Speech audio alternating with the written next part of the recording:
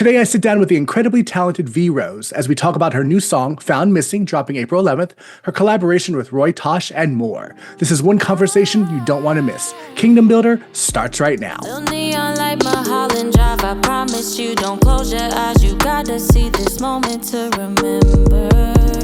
You lead a cool little holy life, but follow to the holly sign to see the city. Satan wanna tempt her. He'll promise all the glory. You'll be the one and only, and you'll get to hear the angels singing holy, holy.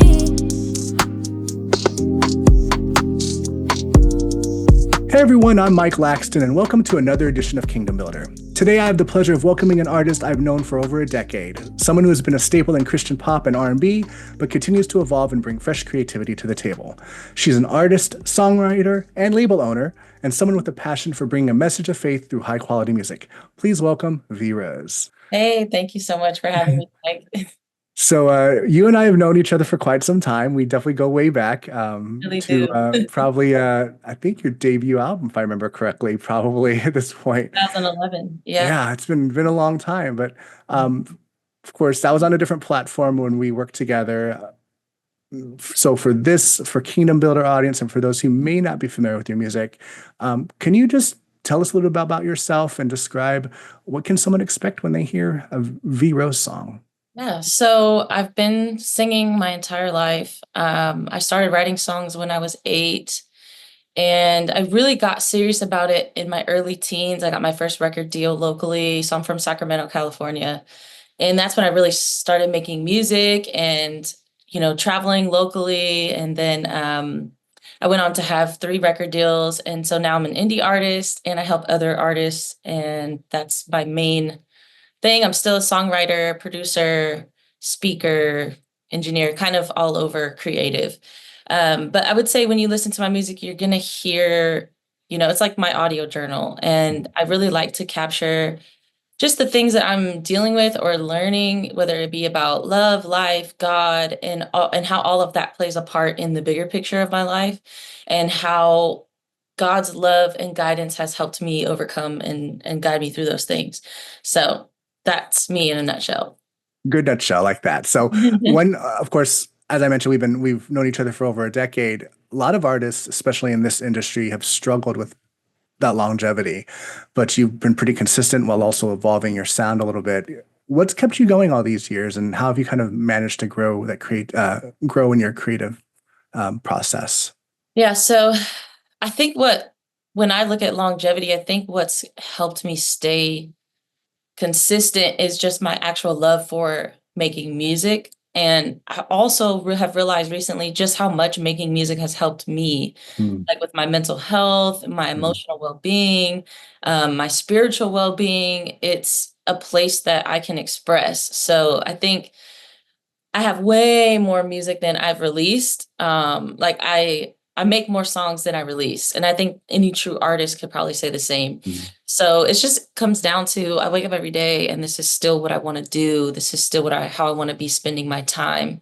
And I think in order to be successful in an industry where you make music, you have to have something like that that keeps motivating you.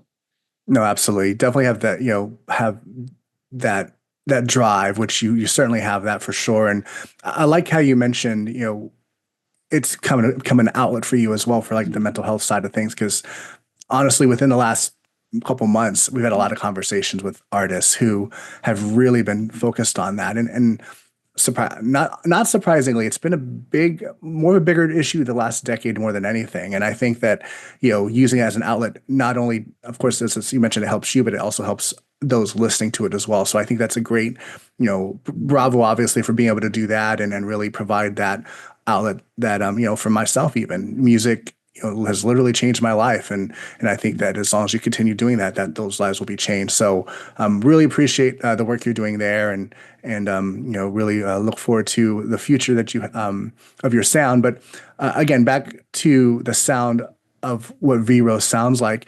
Who are some of your influence, either from even when you first got started, a decade plus ago, or even now? What kind of shaped your sound lately?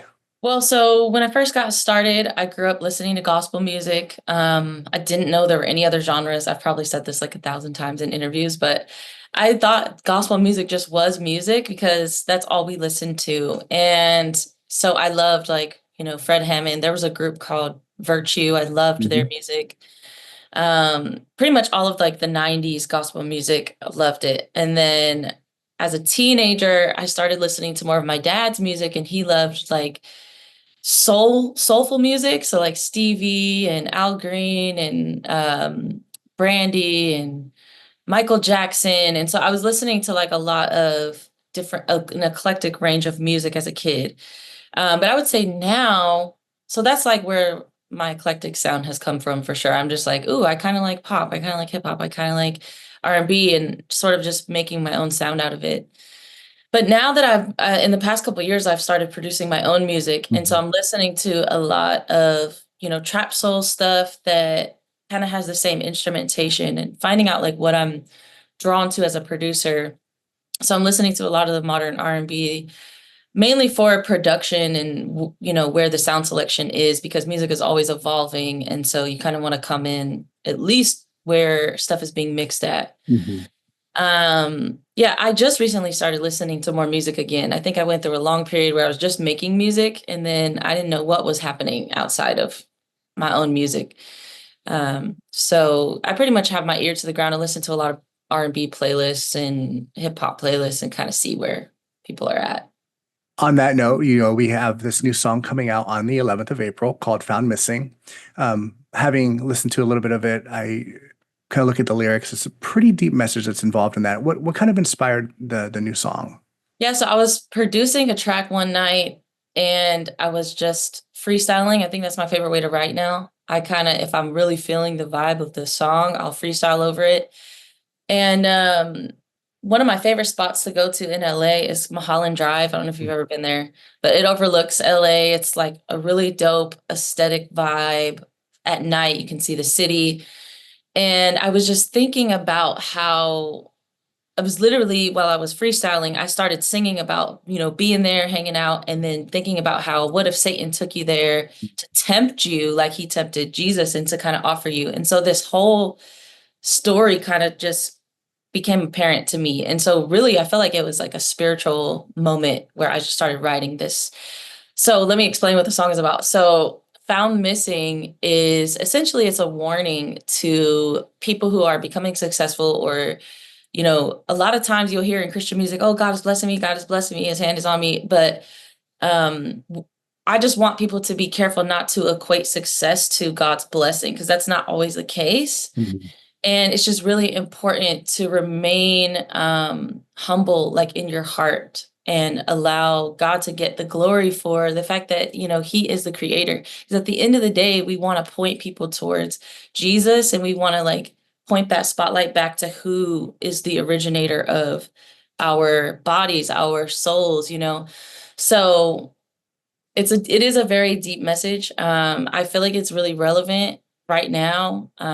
Yeah, so I'm really excited. The story will unfold as people hear it.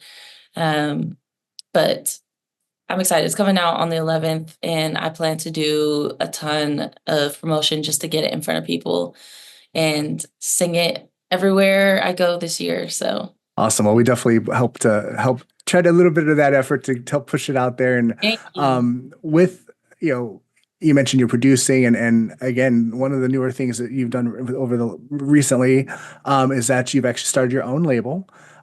So what kind of led to that decision, and what kind of vision do you have for that? Can you tell us a little bit more? Yeah, so I started my label, Indie West Music Group, in 2020, actually, one of the most inopportune times, I think, to start a label.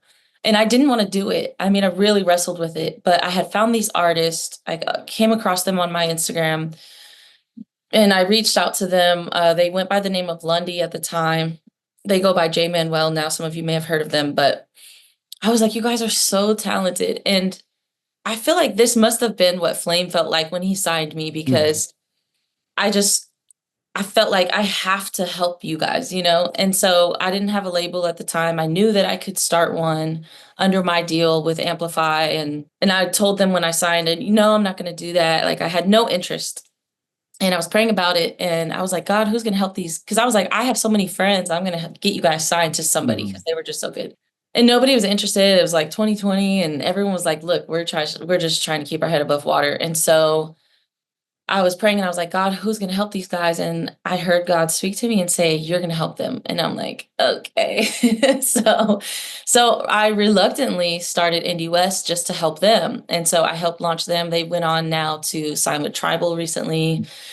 And I'm grateful for, the part that I've been able to play in helping them. And so now I'm simultaneously running my label as I'm continuing to be a full-time artist, traveling and making my music. So I have an artist I signed last year. Her name's Lyric the Genius, and she's 17.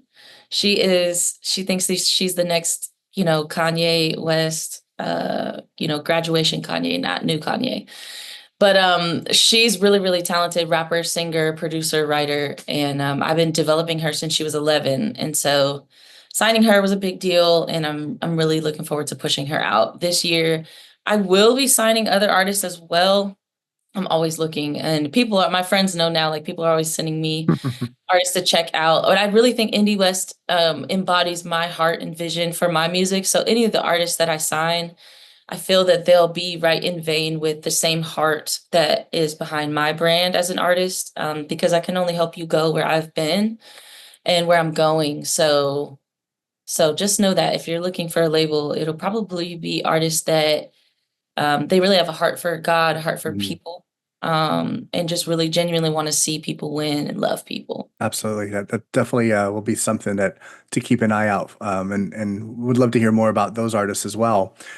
So, you've been independent as of recently here, and of course that has some challenges, but there's also a lot of creative freedom. Now, having experienced the label aspect side as an artist and now running your own label, can you kind of explain the biggest difference between being signed and running? So as an artist and then, of course, running it on the outside. Now you've got both sides of it. What's the kind of the biggest thing you want people to know?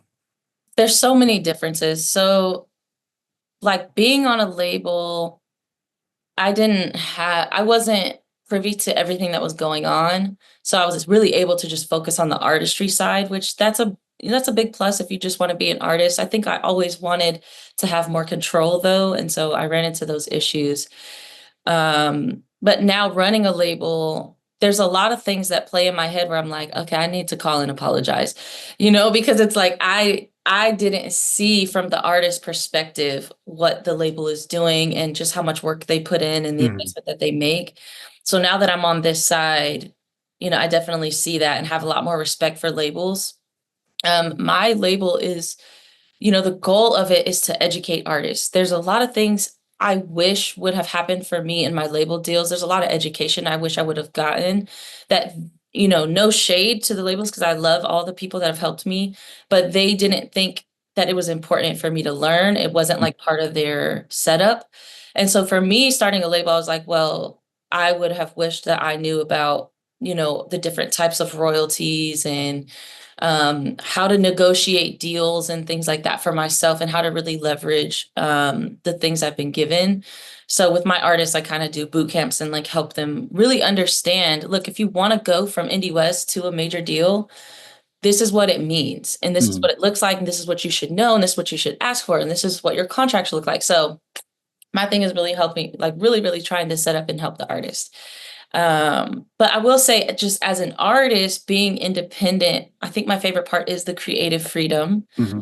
But it also has helped me grow like never before because now it's just me and I am my team, which means I have to take accountability for everything. And so it's just really like helps you face yourself. So it's not for the weak at heart. I don't recommend it. If you're in a deal and you're frustrated, I would work it out. Because going indie, it's an uphill mental battle. And when you get to the top, if you get to the top, you can fly.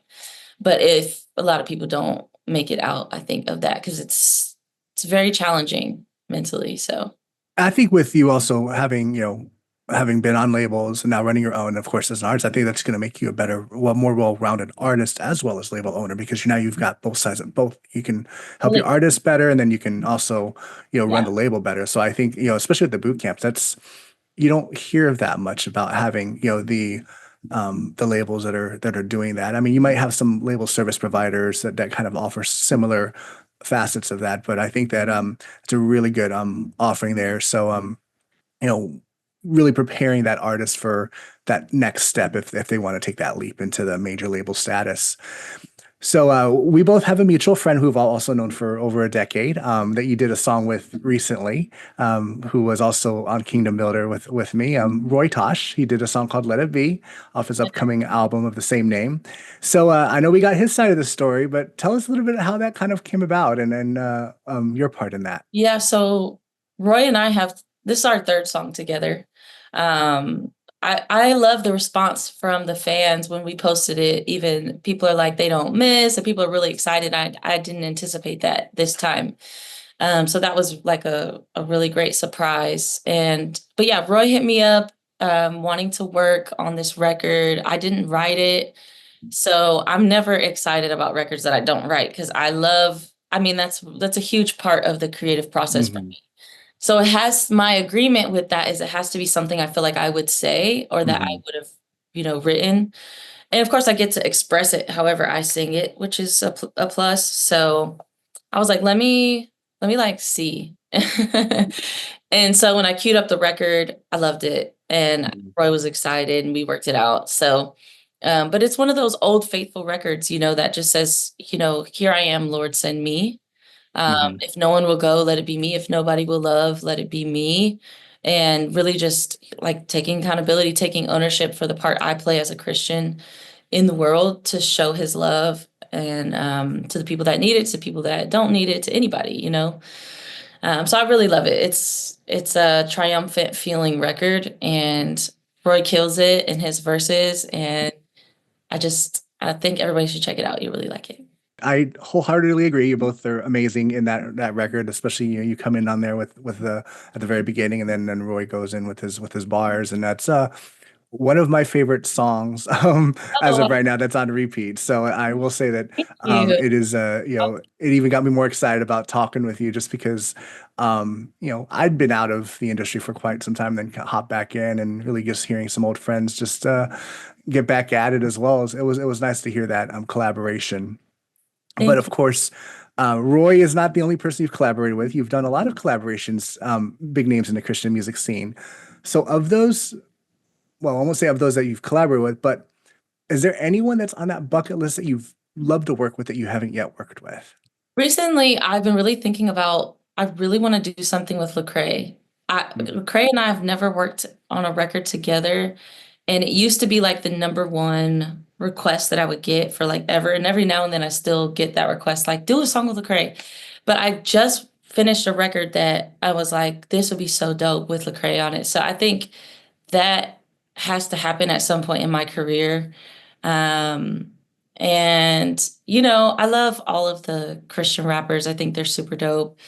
1K, Anike and I feel like need to do another record. Mhm. Trip, I love all the Reach artists. Paris Chariz, I think he's super dope. Aaron Cole.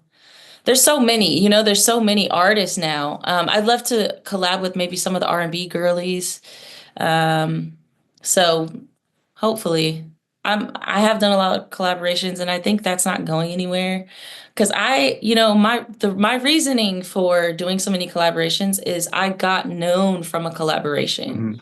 Mhm. Flame put me on his album, and then all of a sudden everybody knew who V.Rose was, and it did so much for me because Mhm. I brought my A game. And so when I collaborate with artists, I always encourage them, to bring their A game, to do their best because it really could catapult you into another place that you haven't been before just by this collaboration. So I'm a firm believer in it. But yeah, there's so many great artists in Christian music now that I'd love to collaborate with.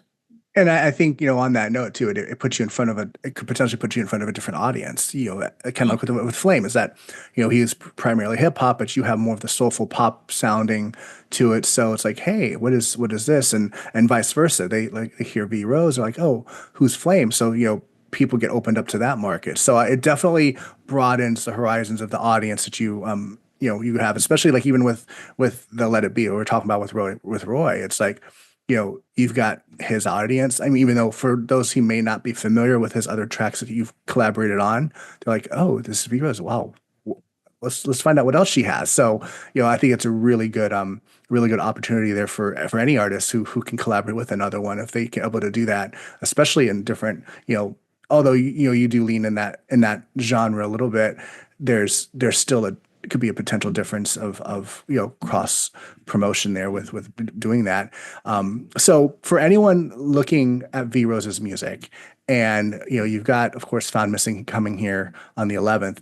What are three of your songs you would recommend someone to listen to if they wanted to get a real feel for who you are as an artist?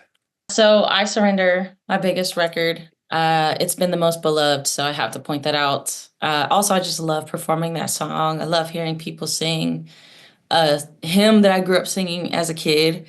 It's really special to me. And then He Knows My Name off of, so my fourth album. Everyone loves that album so much. And so I would definitely recommend checking out the whole album. But the biggest records from that album have been I Surrender, Might Be Ready, if you want to hear a little bit about my love life. He Knows My Name. And I would say those three are like really big. I have so many songs. I was just Yes. looking old songs this morning and I was like, I have so many songs. So go to my Spotify or go to Apple and kind of look through the top songs. Yeah, definitely. A lot would be. I almost think that's an understatement, and plus you have more in that creative mind of yours that we look forward to. So, on that note, with Found Missing coming up on the 11th, what can we expect for the future? Is this part of a bigger project that you can talk about, an EP, or maybe another full album? What are we looking at? I'm definitely giving another full album. I think I come from the era of album makers. But since the industry has changed into like waterfalling your Mhm. singles, because if you don't, then your album is kind of overlooked. So I have decided to play the game and sort of waterfall my singles. So for the time being, I'm just going to keep releasing records consistently now. And hopefully, if they take off enough, I'll drop the album this year. So we'll see. You're either going to get an album one song at a time, or I'll just drop a full album on top of a couple singles. We'll see. We'll see where it goes. I don't know. We'll put it in God's hands to see what happens. Let's put it go from Right. there. So with that, of course, love your live performances. Seen plenty of those. Are there any touring plans in the works where other fans can kind of see and look forward to hearing you perform live? Yes. So I have decided to do the fourth tour. So when I put out my last album, COVID started right after that and threw everybody's plans off. And so I wasn't ever able to do much with it. But the fans, like all of my listeners, really, really loved the album and kind of really blew it up in 2020. I didn't even know it went viral on TikTok until someone told me, and it kind of hit me. And so I still to this day, like every day, I get messages from people about how that album has helped them so much. And I was praying about it in the past couple months, and I heard the Lord say, you should celebrate that and go on tour. So I am going on tour. It's going to be July, August, and September. And I will be announcing that within the next couple of days. So maybe by the time this interview airs, it'll have already been publicly announced. I'm super excited, and I'll be able to give more information on it very, very soon. Well, hopefully you make it down to Florida. I'm crossing my fingers because we'd love to see you again. Definitely. Just to whether it's in Tampa or anywhere in the vicinity, would be great. We can make another trip to Miami and do that again. Another I'll story for another time. definitely come. I love Florida, so definitely come. Before we close it out today, where can people follow you and stream your latest music and stay updated on everything you have coming up? Yes, so I'm most active right now on Instagram at v.rose music. I'm also on TikTok, v.rose music, and everywhere else it's v.rose music, Facebook, YouTube. You can listen to my albums on Spotify, Apple Music, wherever you listen to music. But I would say check me out on Instagram. I'm constantly present there every day. Awesome. Well, again, thank you so much for joining us today, V. It's been an Thank absolute you, Mike. blast and for hanging out and sharing your heart, your music, and what's next for you. Of course, for those watching, make sure you check out her new song, Found Missing, dropping April 11th on all streaming platforms, and keep up with all things VRose. As always, been a pleasure catching up with you, and thank you again. Thank you so much. Take care. And to all of you tuned in, if you love this conversation, be sure to like, comment, and share this conversation with your family and friends. Thanks for tuning in. And until next time, this is Mike Laxton reminding you to put Christ first in your lives and everything else will fall into place.